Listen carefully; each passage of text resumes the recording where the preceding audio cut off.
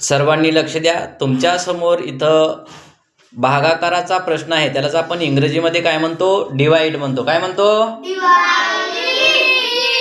Good. आणि 846 divided by 6 असा प्रश्न आहे. 846 भागिले 6. आता सर्वप्रथम काय करायचं आहे? हे जे गणित तुम्हाला दिलेलं आहे ते आहे आडव्या मांडणीमध्ये. तुम्हाला सोपं जावं म्हणून तुम्ही उभ्या मांडणीमध्ये सोडवू शकता. मग उभी मांडणी कशी असते? समजा थोडंसं हे काढल्यासारखं एक असं काढायचं, फक्त इकडं समोर उभी रेष नाही द्यायची. ओके. आता इथं जो भाजक आणि भागाकार, भाज्य आणि बाकी हे सगळं काल मी तुम्हाला सांगितलेलं आहे. आता इथं भाजक आहे 6 आणि भाज्य आहे 846. इथं आपण लिहून घेतलं. ओके. त्याच्यानंतर काय करायचं? प्रत्यक्ष भागाकार करताना काय करायचं? 6 आता तुम्हाला काय करायचंय? या 846 या संख्येला भागायचंय. मग काय करायचं तिथं? आता अगोदर बघायचं 6 पेक्षा इथली सुरुवातीची संख्या अंक जो आहे तो 6 पेक्षा मोठा आहे का लहान आहे रे? मोठा आहे. म्हणजे याला 6ने भाग जाऊ शकतो. आता 6चा पाडा 8 येईपर्यंत म्हणायचं. आपल्याला माहिती आहे 6च्या पाड्यामध्ये 8 नाही, पण 6चा पाडा 2 म्हणल्यानंतर 6 ही 2 किती होते रे? 12 होतंय. मग 8च्या पुढं चाललंय. मग काय करायचं? मग 6 × 6चा आपण इथं भाग घ्यायचा. 6 × 6 आलं. इथं 6 लिहून टाका. वर 1 जेवढा भाग गेला ते लिहून टाकलेला आहे आपण.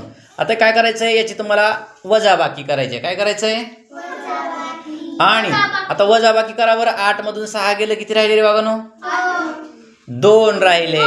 ओके. चला आता बघायचं या 6ने या 2ला भाग जाते का रे? कोण म्हणलं हो? नाही, कारण 6 मोठा आहे, 2 छोटा आहे. मग काय करायचं? हे एक आपला इथला अंक कटला. आता इथं राहिले 46. आता डायरेक्ट 46 खाली घ्यायचं नाही. आता अगोदर काय करायचं? या 4ला खाली घ्यायचं. घेतलं. आता काय तयार झालं मग संख्या इथं? 24. आता 6चा पाडा 24 येईपर्यंत म्हणायचं. 6 × 1 = 6, 6 × 2 = 12, 6 × 3 = 18, 6 × 4 कितीचा भाग गेला? 4चा. आता 24 आलेला आहे खाली. आता यांची वजाबाकी करा. 4 मधून 4 गेले, 0 राहिले. 2 मधून 2 गेले, 0 राहिले.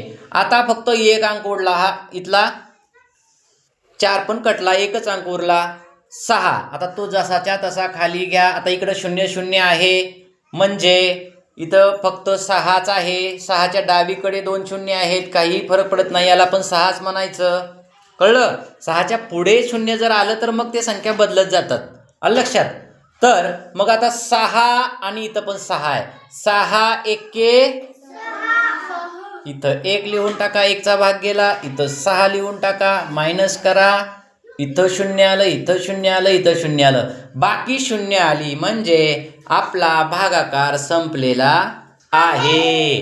आता इथं भागाकार आलेला आहे 141 आणि बाकी 0 आलेली आहे.